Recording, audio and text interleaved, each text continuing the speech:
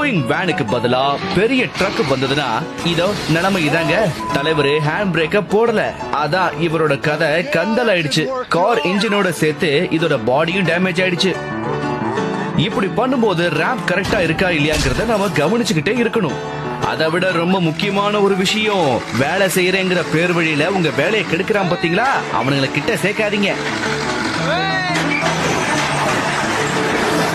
சூப்பர்ல, கலக்கிட்டான் போங்க.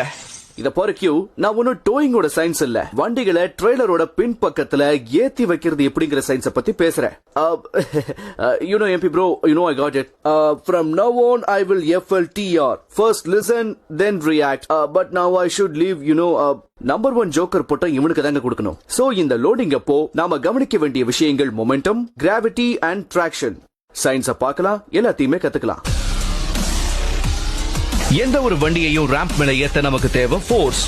ரன் அப் மூலமா நமக்கு மொமெண்டம் கிடைக்குது. ஆனா ரேம்ப் ஒரு மேடு மாதிரி இருந்துச்சுன்னா நமக்கு மொமெண்டம் அதிகமா தேவை.